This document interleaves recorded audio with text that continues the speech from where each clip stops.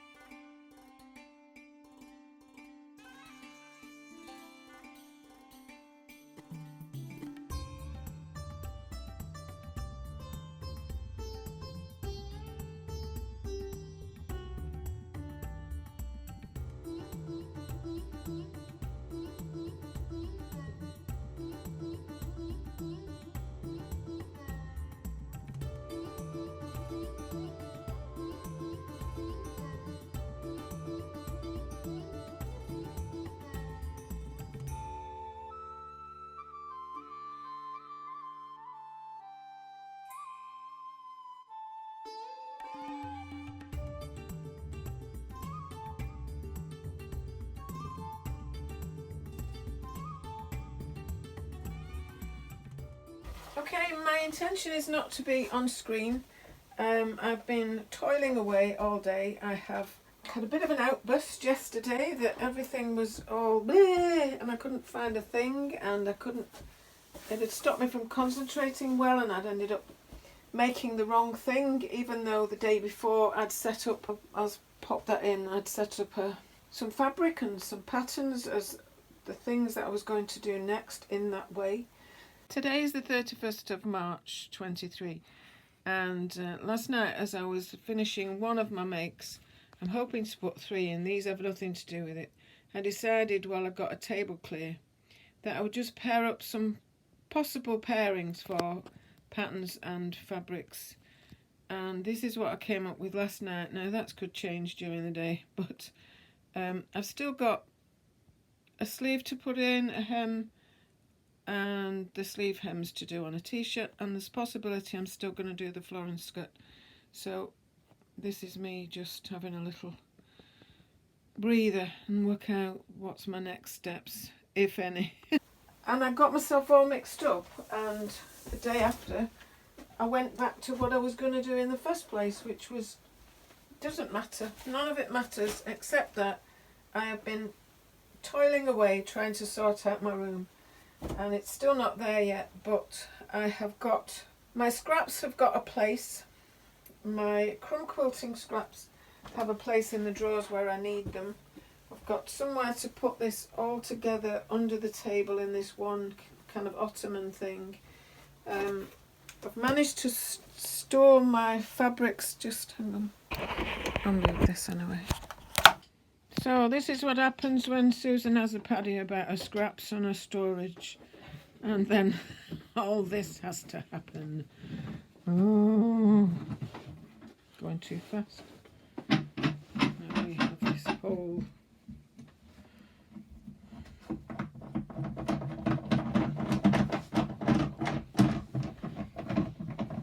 upside down cabinet. This had to come out to go back in.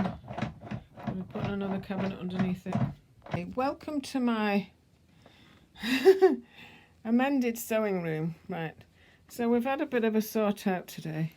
This is not how it's meant to be. This is just because we've moved everything so that we could get some drawers in under a little wardrobe that we've had for years and years. And I'm just going to take you around now to show you what there is. As the lighting isn't very good, and I think even if I put the light on, which is going to cause me to jostle the camera anyway, it's not going to make much difference, but here we are. So that's my, obviously, my overlocker and my cabinet there, which still needs a bit of work tidying up. The chair is relatively empty, that's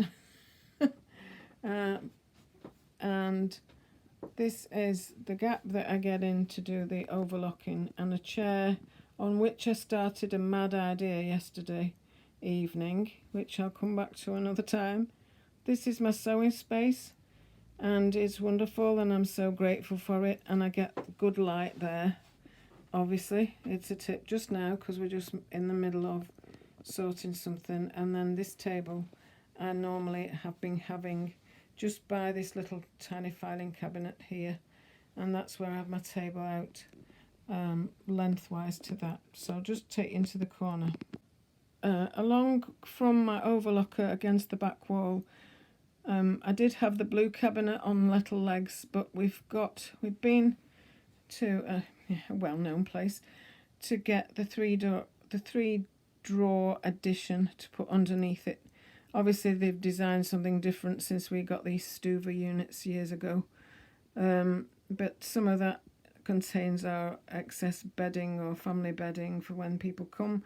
That is our double wardrobe that we had up here in the bedroom, and is mostly full of my stuff.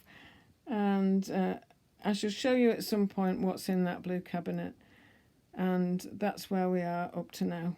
Okay, thank you for watching, and then just to reorientate you, that's the door for escaping if I flip out again. Okay, bye for now.